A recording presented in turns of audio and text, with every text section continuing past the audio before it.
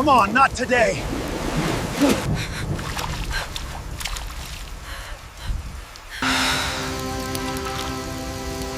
She was cast into the river, but he rowed through the storm to find her the river. The rain had been falling since dawn. It came in long silver cords, cutting the red dust into clay and turning the air into breathless mist. Salt River ran swollen and furious through the canyon, its color the brown of coffee and blood. Elias Kane rode along the ridge, soaked through hat brim, dripping steady lines onto the neck of his horse. The gelding's hooves sloshed through the flooded trail, each step sinking, pulling free with a wet gasp. He had lost one mare at dawn, a young bay that had bolted at the first crack of thunder. He should have let her go, but a man who lived by horses learned not to give them up easy. Lightning flashed. For one slow second, the whole valley turned white. Then came the thunder, close enough to shake his ribs. He muttered under his breath, half to the sky, half to the ghosts that seemed to live in weather like this. Hell of a day to be alive. Down below the river, tore through willows and cottonwoods thick with debris. He pulled the reins, trying to see through the sheet of rain. Something pale caught his eye, a tangle of fabric, or maybe an animal caught on the roots of a fallen tree. It moved. Elias stared, heart stumbling once in his chest. It wasn't fabric. It was a body. He kicked his horse forward, sliding down the muddy bank. The gelding balked at the water's edge, nostrils flaring. Elias swung off, boots sinking to the ankle. "Stay," he said softly, though the horse couldn't hear over the storm. The current tugged at him the moment he stepped in. Cold bit his legs. The river climbed his waist, his chest, the roar filling his ears. The figure was 30 feet out, trapped against a branch that bent and strained with the weight. He dove. The water slammed him sideways. For a heartbeat, there was no up or down, only silt and noise and the memory of gunfire. He kicked hard, broke the surface, gasping. There, an arm, dark hair plastered against a face too still. He reached her, grabbed the branch, then her wrist. The skin was cold as stone. "Come on," he said, voice swallowed by the rain. "Not today." It took every ounce of strength to drag her free. When they reached the shallows, his knees hit gravel, lungs burning. He pulled her up onto the mud, rolled her onto her back. Her face was young, her clothes torn. Her skin carried the hue of sun and smoke, and he saw the faint lines of Apache beadwork along her belt. A woman. He pressed his ear to her chest. Nothing. Then he set his hands, began to press steady, hard. "Breathe," he whispered. "Come on, girl. Breathe." The rain beat down unrelenting. Once, twice again, until a weak cough tore the silence. Water spilled from her mouth. Her eyes fluttered open, dark and unfocused. Elias leaned back, shaking mud streaking his arms. Relief hit him like another wave. "You're all right," he said. "You're all right." She didn't understand. Her lips moved, something between a prayer and a warning. Then she went still again, breathing, shallow eyes half closed. He looked toward the hills. His cabin was half a mile upriver. The horse stood waiting, head low against the rain. Elias wiped his face, stood, and lifted her carefully into his arms. She was lighter than she looked. The storm had no mercy, but neither did he. He carried her through it, step by step, back toward the line of cottonwoods where smoke would soon rise from his chimney. The cabin. By the time Elias reached the cabin, his arms burned from the weight. The rain had softened to a thick drizzle, the kind that felt more like touch than weather. He pushed the door open with his shoulder, stepped inside, and laid her down on the narrow bed beside the wall. The room smelled of pine and smoke. A kettle sat cold on the stove, forgotten since morning. He knelt, struck a match, and the flame flared small, defiant against the gray light. Her lips were bluish. He stripped off the wet blanket wrapped around her shoulders and replaced it with one of his own rough wool that had known too many winters. He hesitated before touching her again, then pressed 2 fingers to her neck. Still breathing. Shallow, but there. He poured water into a tin cup, held it near her mouth. A few drops slid between her lips. She swallowed weakly. Elias let out a breath he hadn't realized he'd been holding. He set the cup down, peeled off his soaked coat, and tossed it over the chair. The sound of rain against the roof filled the silence. It was steady now, almost gentle. When she stirred, it was small, an eyelid flutter, a twitch of the hand. He moved closer. Her eyes opened dark and wide. For a second they met his. Confusion, then fear. "Easy," he said quietly. "You're safe here." The words meant nothing to her. He could see that. But his tone made her still. She tried to sit up. Her legs wouldn't move. Pain crossed her face, sharp and sudden. She reached down, pressed her palms to her thighs, as if willing them to obey. Nothing. He saw the realization fall over her the way people look when they understand something they can't fix.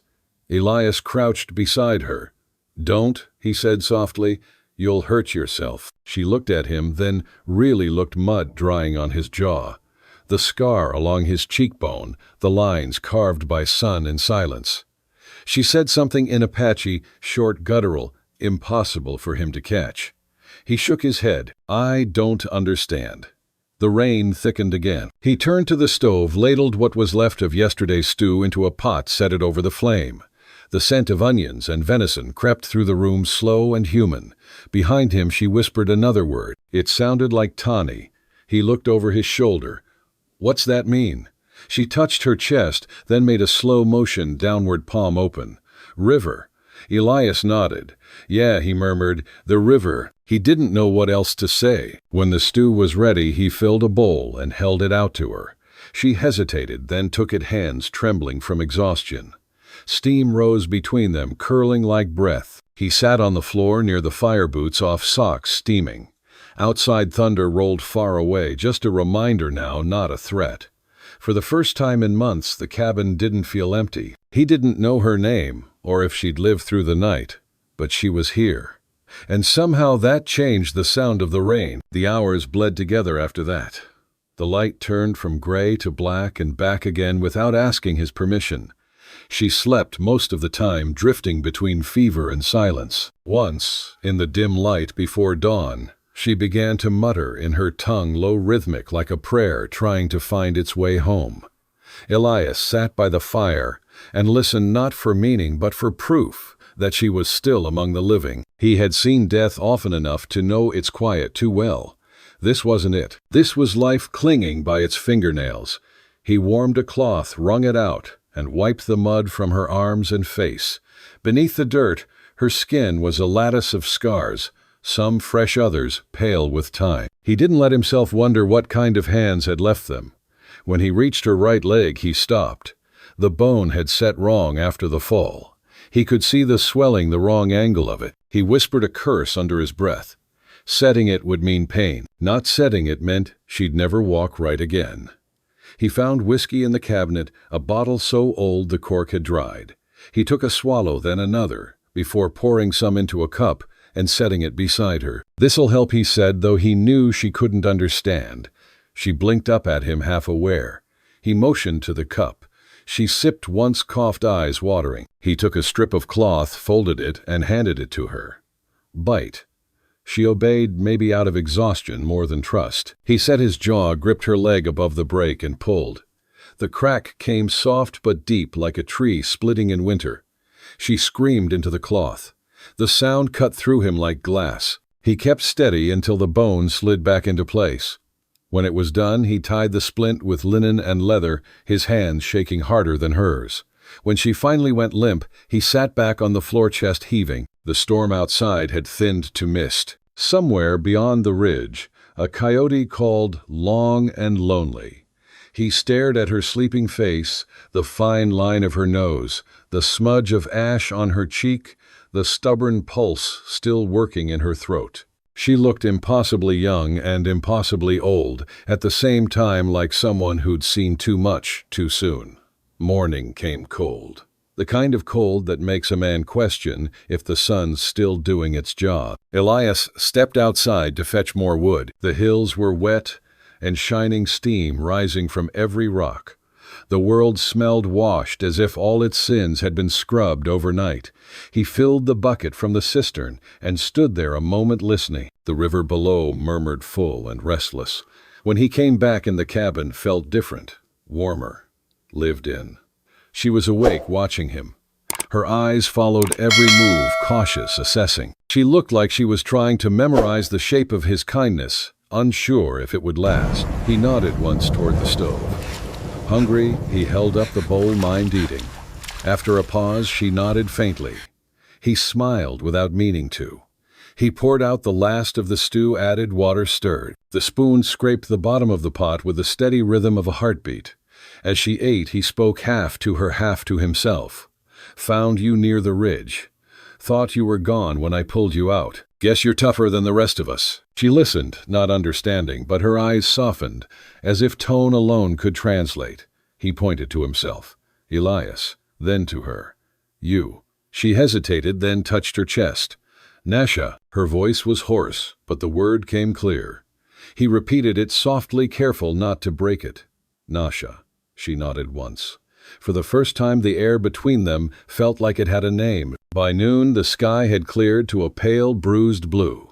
The cabin steamed from drying clothes and damp wood. Nascha slept again, her hand resting over the blanket's edge. Elias sat by the fire, cleaning his rifle out of habit.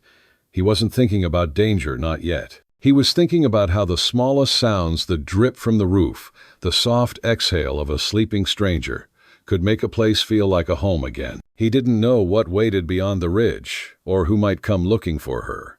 But for now, the rain had stopped. The fire was steady, and for the first time in years, he wasn't alone. The world outside would come calling soon enough.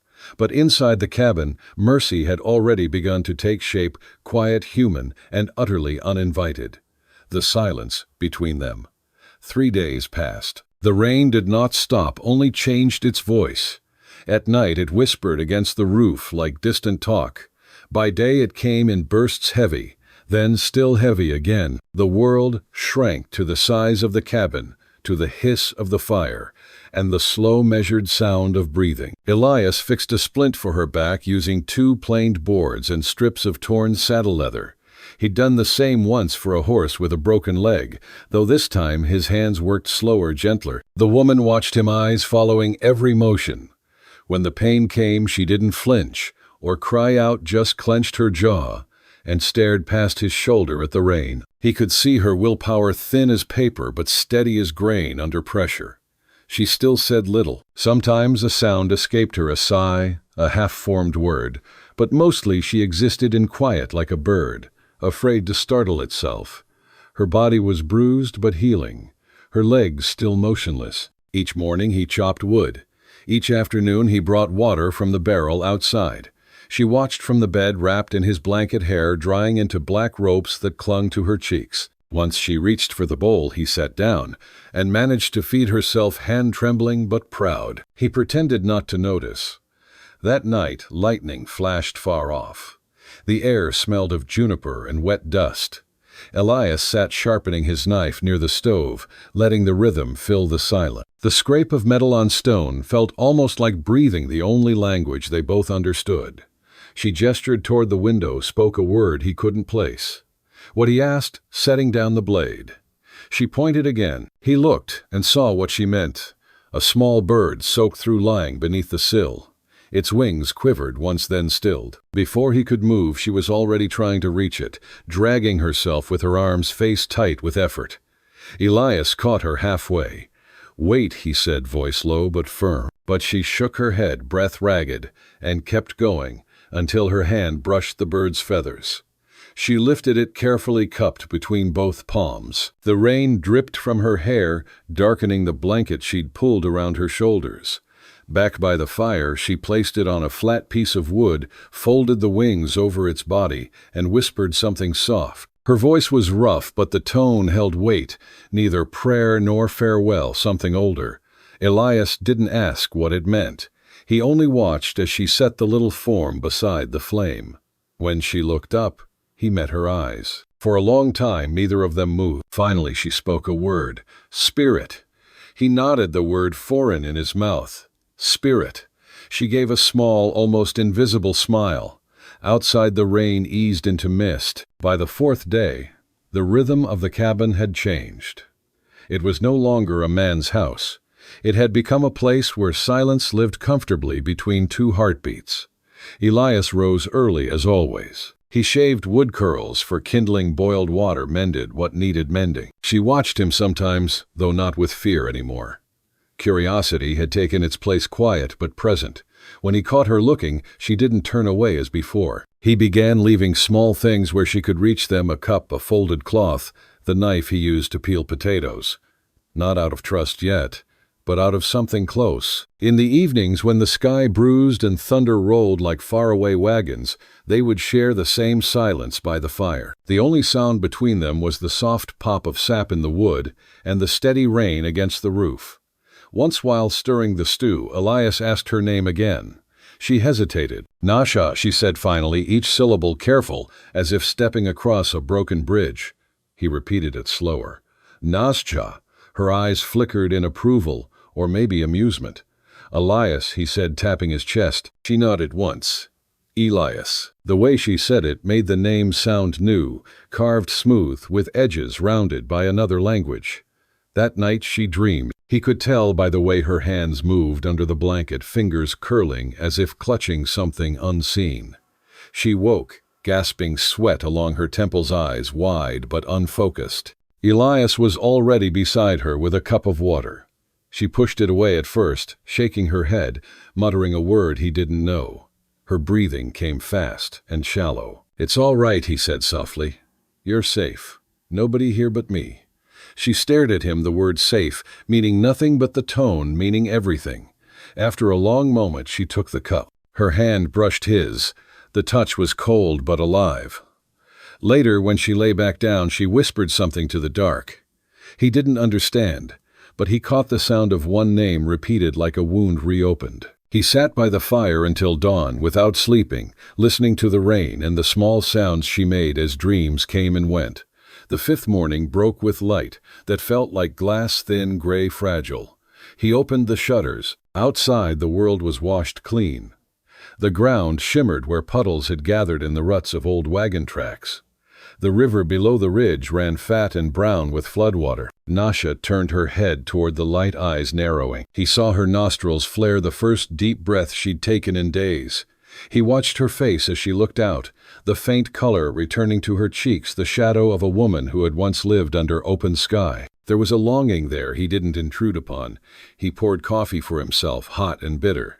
The smell filled the cabin. She gestured toward the pot. "You want some?" She nodded. He poured a little into a cup, blew on it, then offered it to her. She sipped, coughed once, then laughed, a breath of sound that was almost joy. He smiled. Too strong. She pointed at him, eyes teasing. "Strong."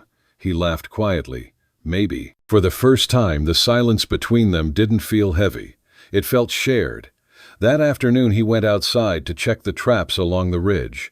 The sky was still low and bruised, but the rain had stopped. He found 2 rabbits caught in the wire-clean kills. He thanked whatever mercy ruled the wild and slung them over his shoulder. When he came back, smoke curled from the chimney. For a second he froze. He hadn't lit the fire before leaving, but as he stepped inside, the sight made him pause. Nascha sat near the hearth, blanket around her shoulders, using a stick to push a log deeper into the coals. She dragged herself across the floor to tend it. The effort must have hurt like hell, but her expression was calm, almost proud. She looked up at him, and for the first time, didn't seem like someone trapped in a stranger's home. "You shouldn't be up," he said. She tilted her head, not understanding all of it, but catching the shape of his disapproval. "Fire," she said, touching her chest. "Live." He couldn't argue with that. "Yeah," he murmured. "Fire lives." He cleaned the rabbits outside, brought the meat in, cooked them with beans and salt. When he handed her a bowl, she accepted it without hesitation. She even muttered a word, something soft and short, before eating. He asked, "What's that mean?" She tapped her lips. "Thanks." He nodded. "Thanks." When she repeated it in English, the sound came strange but beautiful. Later, as night fell, they shared the small table. Rain returned in a thin silver curtain, tapping the roof like fingertips. The firelight painted their faces gold and red. Elias found himself telling her things. He hadn't spoken aloud in years, how he'd come west after the war, how silence had been his only company since. She didn't understand most of the words, but she listened, eyes steady. When he paused, she said softly, "Soldier." He nodded. "Yes." Her gaze drifted toward the scars on his hands, the old burn across his wrist. She traced the air above them, not touching, only marking their shape. Then she said, "Hurt stays." He met her eyes. "Yeah, it does." She pointed to her own chest. "Here too." The rain outside quickened a percussion of unspoken things. He looked away first, poking the fire with the iron rod. When he turned back, she was smiling faintly. Not pity, not sorrow, just acknowledgement. Two people haunted by different ghosts, who had somehow found the same quiet ground. On the sixth night, thunder rolled again, closer this time. Wind pressed against the shutters. The cabin creaked. Elias checked the latch, then the rifle leaning by the door. Habit. Nascha watched him from the bed, face unreadable. He caught her gaze. "You've seen storms like this," she considered, then lifted her hand, drawing a spiral in the air. "Sky angry," she said, half grinning. "Yeah," he said, "sky's got a temper." The wind howled, and the walls shuddered. He added another log to the fire. The warmth spread through the small room, the color of molten amber. She watched the flame for a long time. Fire. "Talk," she said slowly. He frowned. "Talk," she nodded. "Spirits, listen. Come when fire burns." He didn't laugh. Something in her tone told him it wasn't superstition. It was remembrance. He stared into the flame too, wondering if the dead he'd left behind were somewhere in there, sitting quiet between the sparks. After a while, she said, "Your heart heavy." He looked up, startled. "You don't even know me." But she just pointed at his chest again. "I know." He didn't argue. By morning, the storm had moved east. The air smelled sharp and new. Elias opened the door and stepped out into a world of puddles and birdsong. The first real sun in a week poured gold over the ridge. When he came back, she was awake, hair loose over her shoulders, light catching the strands. He stopped in the doorway, caught by how alive she looked in the daylight. She noticed him watching and said something in Apache too fast for him to catch. Then, shyly, she repeated in halting English, "You look ghost." He laughed, rubbing the back of his neck. "Probably." She pointed to his chest again. "No ghost here." That stopped him. He didn't know whether she meant his heart, or herself, or something between them. He poured water into a bowl, set it beside her, and sat across the room. For a long while neither spoke. The only sound was the steady drip from the eaves and the quiet crackle of coals. The silence between them no longer carried distance, it carried breath. That evening she asked for the window to be opened. He hesitated. The air still carried chill, but her eyes pleaded. He unlatched it. The wind came in soft, carrying the smell of earth and sage. She closed her eyes and breathed deeply. He watched her hand twitch, fingers curling slightly, as if remembering the feel of soil. "Home?" he asked. She opened her eyes and nodded slowly. Not same, but near. He understood that. Home wasn't a place you returned to. It was the one you made again out of ruin. The firelight flickered across the room, gold fading to blue. Outside, the last of the storm clouds drifted beyond the ridge. Elias sat back, letting the sound of her breathing blend with the night. Somewhere between the whisper of wind and the steady rhythm of rain on the roof, two strangers had stopped being strangers. And in that silence, the deep living silence of two people who no longer needed words, the world began again. The storm returns. The rain stopped on the fifth morning. What was left behind was silence, thick and bright, filled with the hum of wet ground and the far cry of hawks. Elias stepped outside for the first time in days.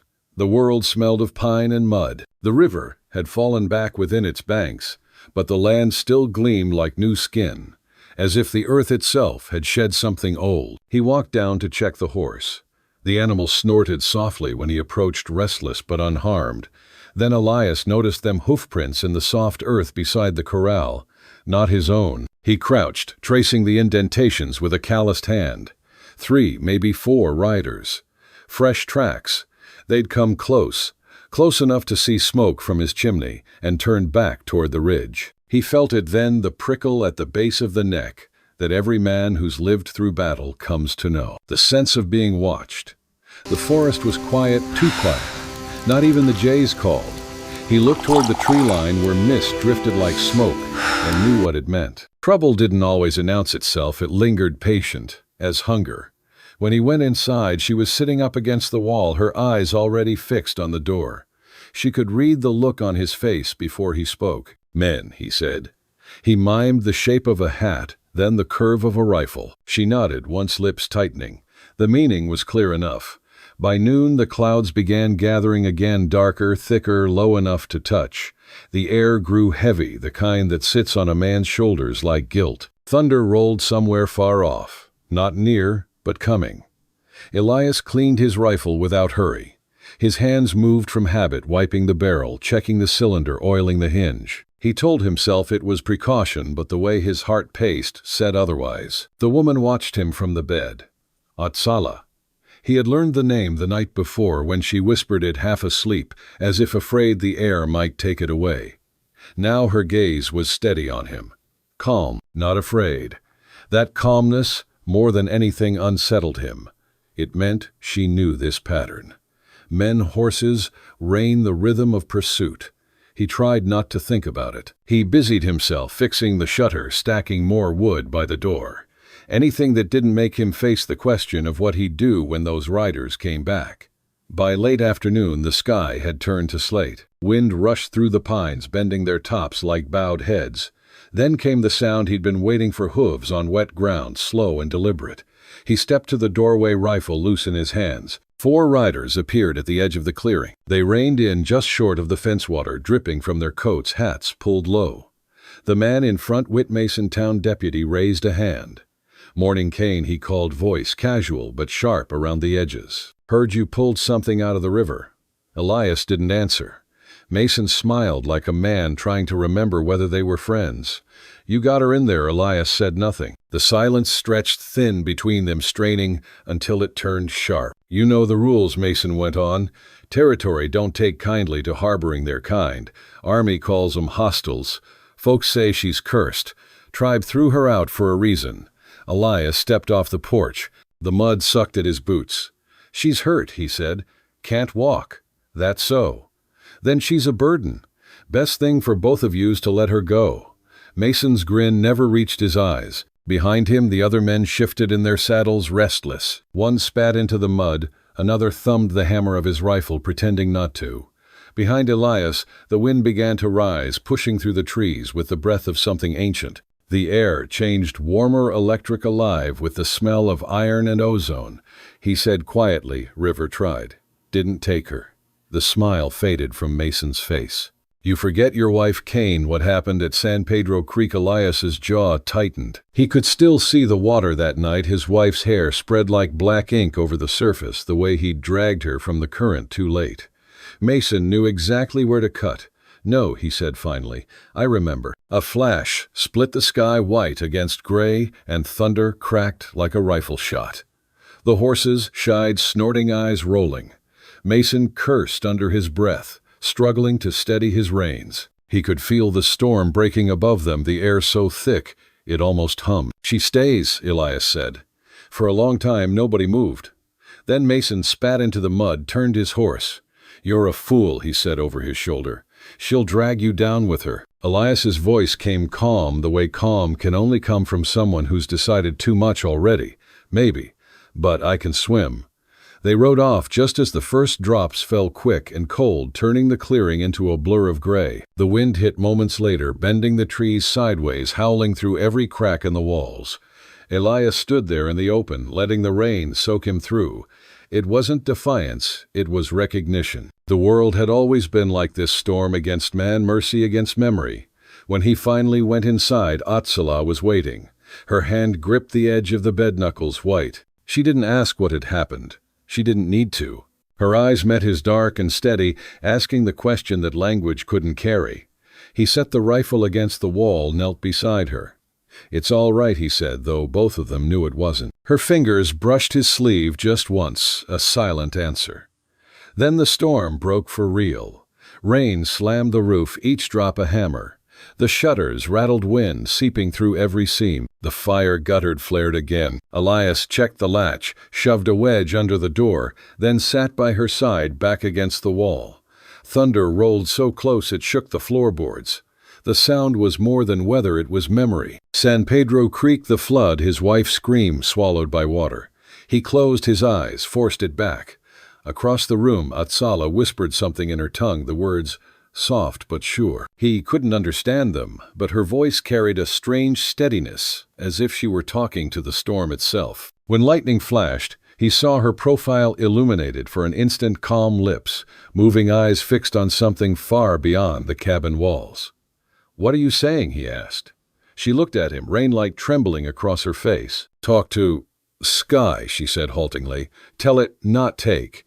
He nodded slowly. "Then tell it twice." The words pulled a small, tired smile from her. Hours passed that way, wind, fire, silence, breath. The storm beat the world into blindness. Yet inside the cabin something like balance took shape. Once when a branch cracked outside and the sound made her flinch, he reached for her hand without thinking. She froze, then let him. Her grip was small but fierce. Neither of them spoke. When the storm's voice finally lowered to a hoarse growl, Elias stood and checked the window. The rain was thinning the forest behind it, pale and bruised. He turned back to her. She had fallen asleep, sitting up, one hand still curled around his wrist. He stayed there a while, listening to the slowing rain.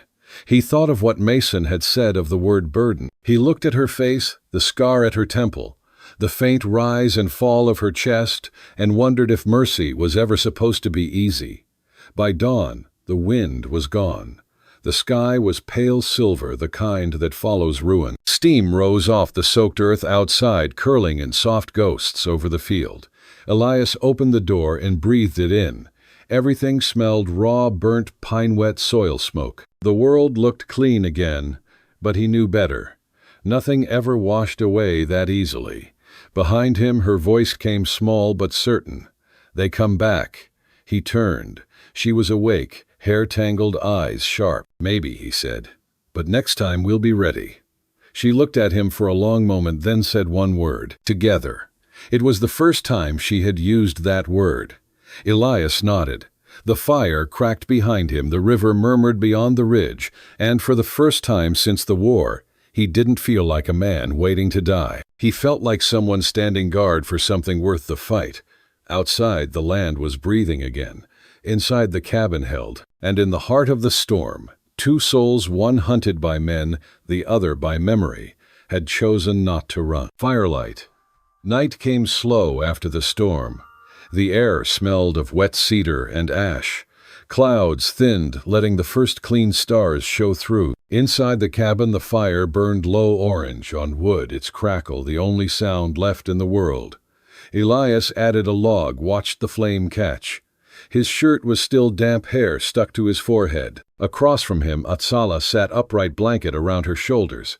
Her face glowed in the firelight, soft, unsure, alive. He poured the last of the coffee into a tin cup and offered it to her.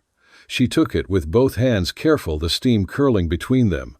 "You all right?" he asked. She didn't answer, just nodded, once sipping slow. The silence wasn't heavy now. It was full, like soil after rain.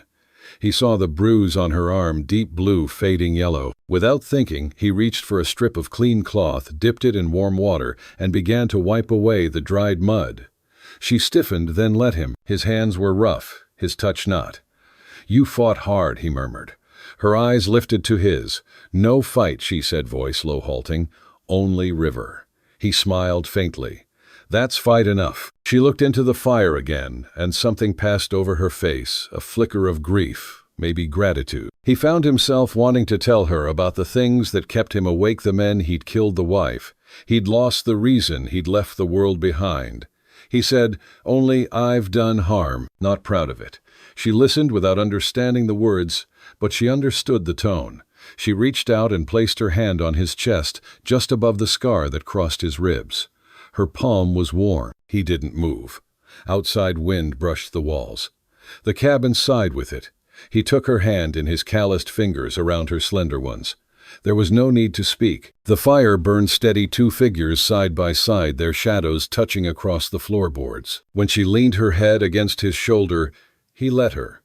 He could feel her breathing slow, and even as if matching the rhythm of the flame. They stayed like that for a long time. Long enough for the kettle to hiss, dry long enough for the rain smell to fade from the air. The light dimmed to coals. Elias stirred the embers, once watched the red pulse of heat rise and fall like a heartbeat. He thought maybe this is what forgiveness sounds like. And when he looked at her again, her eyes were closed, mouth softened in sleep. He pulled the blanket higher around her shoulders, then sat watching her, the kind of watching that asks for nothing, only proof that she was still there. The wind outside dropped to a whisper. The fire's last glow lingered on her face as if refusing to leave. The morning river. The storm never came back. Morning broke clear and pale, the kind of light that makes the whole valley look like it's been washed clean. Mist rose from the ground, lifting slow between the cottonwoods. The world smelled of wet earth and Sunday. Elias opened the cabin door and stood for a while, breathing it in.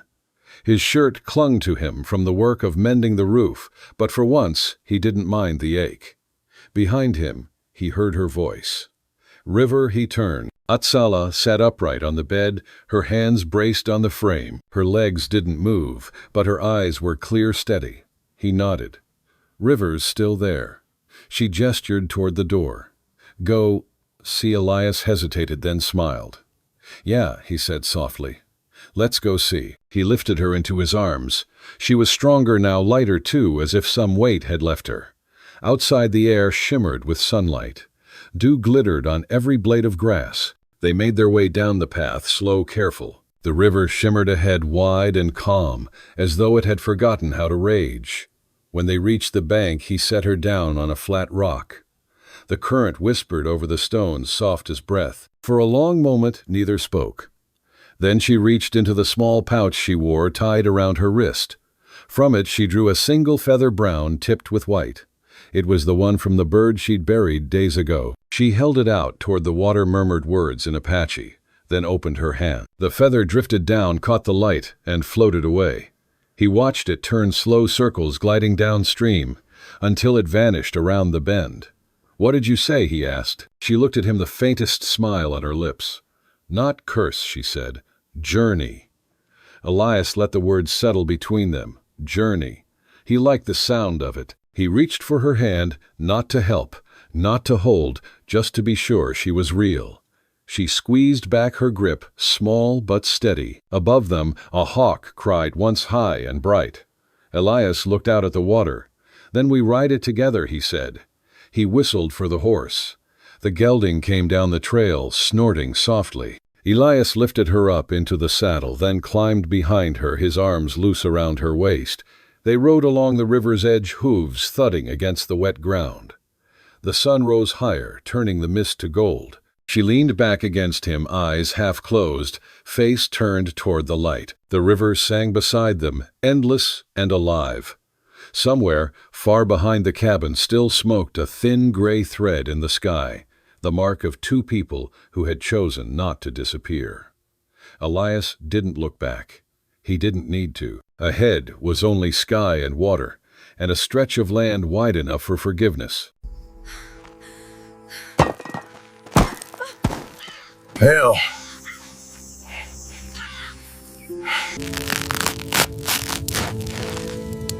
Dust Creek's Last Supper, the girl who ate with her enemy. The empty town. The wind carried dust like prayer ash across the empty street of Dust Creek. Wooden signs swung on broken hinges, their groans mixed with the dry rattle of mesquite branches.